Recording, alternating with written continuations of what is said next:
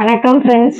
இன்னைக்கு சூப்பரான மோர் குழம்பு எப்படி வைக்கிறதுன்னு பார்க்கலாம். செட்டிநாடு ஸ்டைலில் சூப்பராக இந்த சம்மருக்கு செமையாக இருக்கும். நல்ல ஒரு பாரம்பரிய மோர் குழம்பு எப்படி பண்ணுறதுன்னு பார்க்கலாம். நான் கொத்தவரங்காய் போட்டு வைக்கிறேன். நீங்கள் உங்கள் இஷ்டம், வெள்ளை பூசணிக்காய் போட்டு வைக்கலாம், சேனைக்கிழங்கு போட்டு வைக்கலாம், வெண்டைக்காய் இதெல்லாமுமே மோர் குழம்பு போட்டு வைக்கலாம், நல்லா இருக்கும். இல்லைக்கு நீங்கள் காயே போடாமல் வச்சாலும் நல்லா இருக்கும், வாழைக்காயும் நல்லா இருக்கும். இப்போ மோர் குழம்பு செட்டிநாடு ஸ்டைலில் எப்படி பண்ணுறதுன்னு பார்க்கலாம். அல்டிமேட்டாக இருக்கும். வாங்க பார்க்கலாம். இன்க்ரீடியன்ஸ் அளவு சொல்லிடுறேன். தயிர் 300 கிராம் இருக்கும். இது நல்லா பசும்பாலை நல்லா சுண்டை காய்ச்சி அதில் உரைய ஊற்றி வச்சது. இதை தனியாக நம்ம சிலிப்பி எடுத்துக்கலாம். கொத்தவரங்காய் போட்டு தான் மோர் குழம்பு செய்கிறேன். கொத்தவரங்காய் தனியாக வேக வச்சு எடுத்துக்கலாம். அரைக்கிறதுக்கு கருவேப்பிலை கொஞ்சம், ஒரு பச்சை மிளகாய், ஒரு அரை ஸ்பூன் கசகசா, பொட்டுக்கடலை ஒரு ஸ்பூனு, தேங்காய் ஒரு அரை மூடி, இஞ்சி இந்த அளவு போதும். தாளிப்புக்கு வரமிளகாய் 4, கருவேப்பிலை, கடுகும் உளுந்தும் கொஞ்சம், வெந்தயம் கொஞ்சம். வெந்தயம் கண்டிப்பா போடுங்க, சூப்பரா இருக்கும், இந்த ஸ்மெல்லு நல்லா இருக்கும். இப்போ தயிர் சிலிப்பிக்கலாம். இதைய மிக்சியில் அடிச்சுட்டா அந்த ஒரு நேச்சுரல் டேஸ்ட் கிடைக்காது. அதனால கண்டிப்பா இப்படி சிலிப்பறது இருந்தா சிலிப்புங்க, அப்படி இல்லாட்டி பருப்பு மத்து இருந்தா கூட அதுல கொஞ்சம் சிலிப்பிக்கோங்க, நல்லா ஒரு டேஸ்ட் கிடைக்கும். பவுடர் சால்ட் இந்த ஸ்பூன் அளவுல ஒரு ஸ்பூன் போட்டிருக்கேன். பெருங்காய பவுடர் கொஞ்சம் போட்டுக்கலாம், ஒரு 1/4 ஸ்பூன் போட்டுக்கோங்க. இது நல்லா சிலிப்பிக்கலாம்.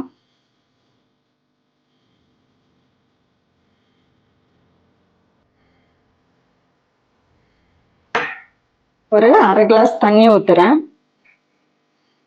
நல்லா உருண்டை பாத்திரத்துல வச்சு நல்லா நல்லா உட்கார்ந்து சிலுப்புறப்ப நல்லா இந்த மோரா கன்வெர்ட் ஆயிடும், நல்லா இருக்கும். நம்ம அரைச்சும் ஊத்துறப்ப கொஞ்சம் தண்ணி ஊற்றுவோம், அதனால ரொம்ப தண்ணி ஆயிடும். நான் அளவா தண்ணி ஊத்துங்க போதும். ரொம்ப சிலுப்பணும்ட்டுன்னு இல்லை, போதும். இப்ப இந்த அளவு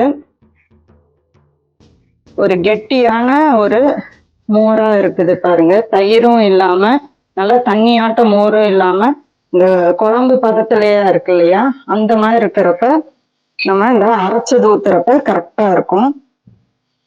இது இப்ப அரைச்சுக்கலாம். இது ரொம்ப நைஸாவும் வேண்டாம், ரொம்ப கொரகொரப்பா வேண்டாம், மீடியமா அரைச்சுக்கலாம். நான் பருப்பு போட்டு, துவரம் பருப்பு போட்டு ஊற வச்சு அரைச்சு செய்வாங்க, எனக்கு அந்த டேஸ்ட் பிடிக்காது. செட்டிநாடு சைடு இந்த மாதிரி தான் செய்வாங்க, பருப்பெல்லாம் போட்டு அரைக்க மாட்டாங்க. இது ரொம்ப டேஸ்டா இருக்கும். கண்டிப்பா இந்த டேஸ்ட் ஒரு தடவை ஃபீல் பண்ணுங்க, ரொம்ப பிடிக்கும். இந்த வழுவழுப்பு தன்மை இல்லாம அப்படி வரும், நல்லா இருக்கும். நம்ம பருப்பையும் ரொம்ப அரைச்சு ஊத்துறப்ப லைட்டா அந்த வழுவழுப்பு வரும். இப்படி ட்ரை பண்ணுங்க, நல்ல ஒரு டேஸ்ட் கிடைக்கும். இது இப்ப அரைச்சிட்டு வந்துடலாம். நான் அரைச்சது பார்த்துடலாம். இங்க பாருங்க, இந்த அளவு அரைச்சுக்கோங்க, அப்பதான் நல்ல ஒரு டேஸ்டா இருக்கும்.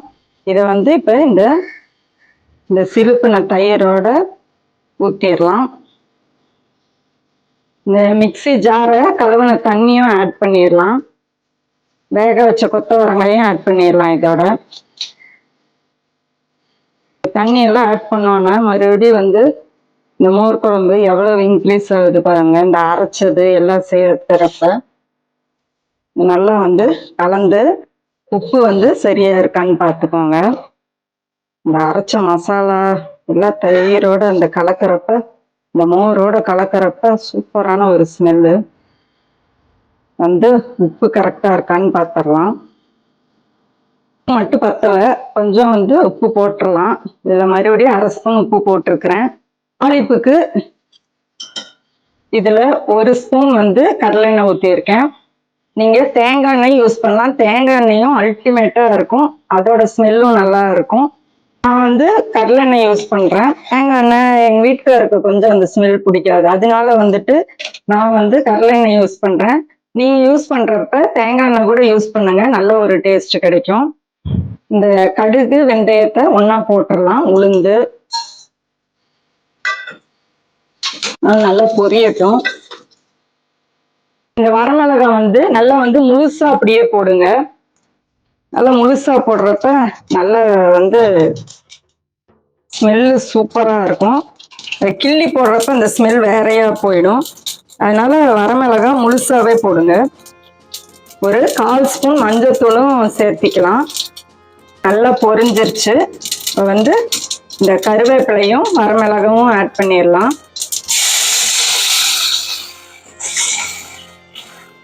மஞ்சத்தூள் போட்டுடலாம். மஞ்சத்தூள் வந்து கம்மியா போடுங்க. மோர் குழம்பு ரொம்ப அப்படியே கலரா இருக்கும் அப்படின்ட்டு இல்லை, லைட் எல்லோவா இருக்கிறப்ப நல்ல ஒரு மஞ்சத்தூளோட அந்த டாமினேஷன் இல்லாம நல்லா லைட்டா நல்லா இருக்கும் அந்த டேஸ்ட். இதை வந்து அப்படியே தூக்கி மோர்ல கொட்டிட வேண்டாம். இது வந்து ஃபுல்லா ஆறட்டும். தனியா ஆறுறதுக்கு எடுத்து வச்சிடலாம்.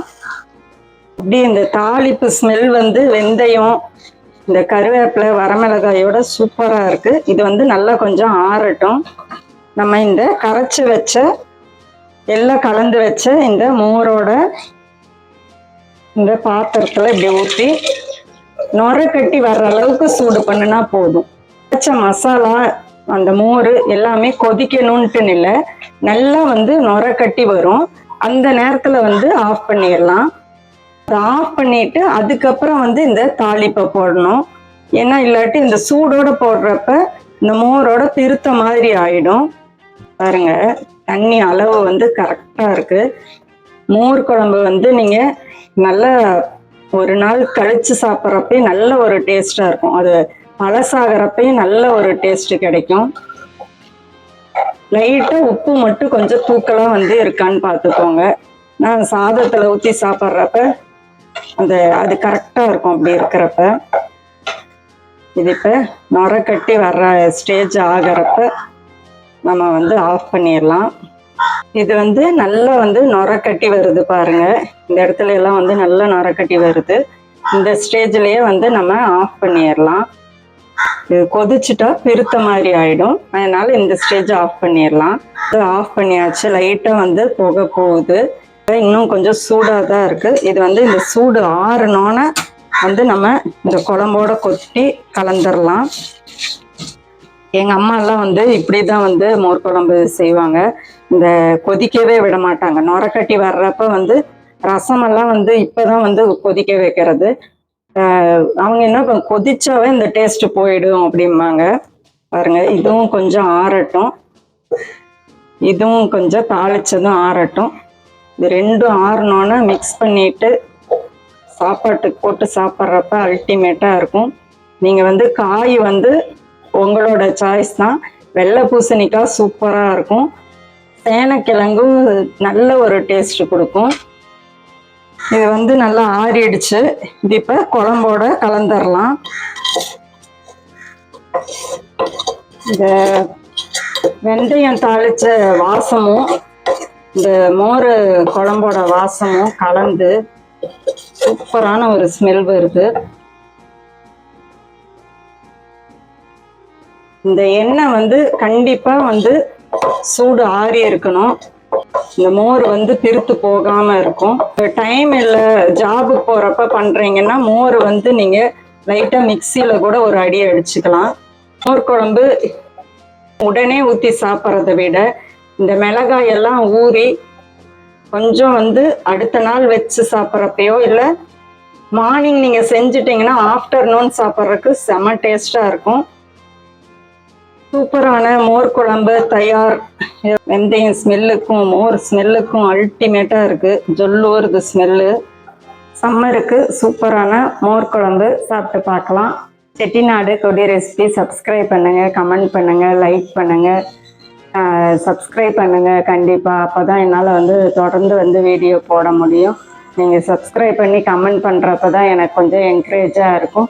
நிறைய வந்து நம்ம பாரம்பரிய முறையில வீட்டளவில் வந்து எந்த அளவு வந்து சமைச்சா எவ்வளோ பேருக்கு கரெக்டாக இருக்கும் அப்படின்ட்டுன்னு மெஷர் பண்ணி நான் சொல்லி உங்களுக்கு எக்ஸ்பிளைன் பண்ணி சொல்லி செஞ்சிட்ருக்கிறேன். உங்களுக்கு அப்போ தான் இந்த பிகினர்ஸ்க்கு வந்து ஒரு கடுகளவும் ஒரு எண்ணெய் ஊற்றுற அளவு உப்பு அளவு இதெல்லாமே கன்ஃபியூஸ் ஆகும். ஏன்னா நானும் அந்த கஷ்டமெல்லாம் பட்டிருக்கேன்.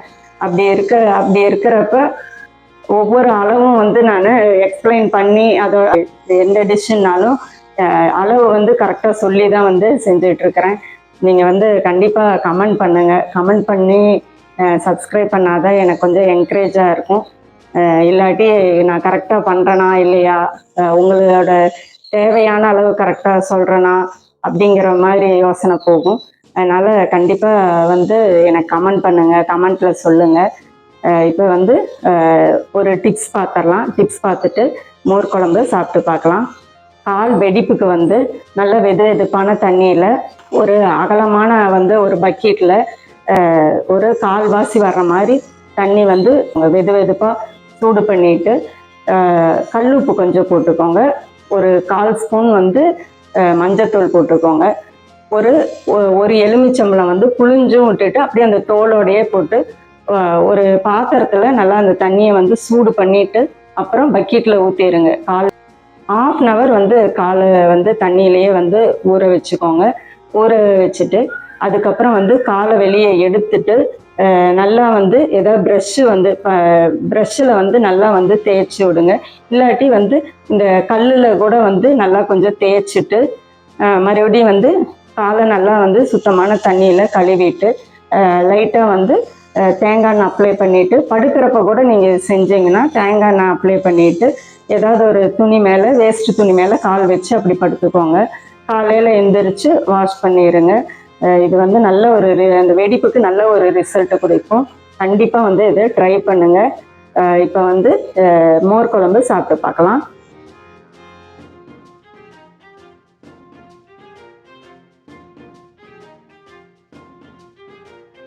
சூப்பராக இருக்குது ஃப்ரெண்ட்ஸ், செமையாக இருக்குது, நல்லா இருக்குது. அப்படி இந்த வெயிலுக்கு என்ன சாப்பிட்றது, லிக்விடாக ஏதாவது கூழ் மாதிரி குடிச்சிடலாமா, இந்த மாதிரி எல்லாம் யோசிக்கிறப்ப இந்த மோர் குழம்பு நல்ல சாப்பாட்டுக்கு மோர் குழம்பு ஊற்றி இப்படி சாப்பிட்றப்ப அல்டிமேட்டாக இருக்குது. கண்டிப்பாக இதே மாதிரி ட்ரை பண்ணிவிட்டு கமெண்ட்டில் சொல்லுங்கள். நம்மளோட கிளாத்திங் ஷாப் வந்து கோயம்புத்தூரில் லொக்கேட் ஆகிருக்கு. காந்திபுரம்க்கு அடுத்த சிக்னல் வந்து உமன்ஸ் பாலிடெக்னிக் சிக்னலில் வந்து கார்னரில் இந்த ஆஞ்சநேயா சூப்பர் மார்க்கெட்னு ஒரு சூப்பர் மார்க்கெட் லொக்கேட் ஆகிருக்கு. அந்த லைன் வந்து பாப்பநாயக்கம்பாளையம் ரோடாக போகும். அந்த சூப்பர் மார்க்கெட் லைன்லேயே வந்து ஒரு 13வது கடை வந்து ஹாப்பி என்டிங்னு ஒரு ஐஸ்கிரீம் பார்லர் இருக்குது. அதோட ஜஸ்ட்டு மேலே தான் ஃபஸ்ட் ஃப்ளோரில் நம்ம பைன்ட்ரி கிளாத்திங் வந்து ஷாப்பு லொக்கேட் ஆகிருக்கு. நல்ல ஒரு எலிகண்ட் லுக் கொடுக்குற கலெக்ஷன்ஸு மென்ஸ் அண்ட் உமன்ஸ்க்கு. கண்டிப்பாக வந்து இது வந்து ட்ரை பண்ணுங்கள், போய் விசிட் பண்ணுங்கள், ஆதரவு கொடுங்க. ட்ரை பண்ணிவிட்டு கமெண்ட்டில் வந்து சொல்லுங்கள். டாட்டா.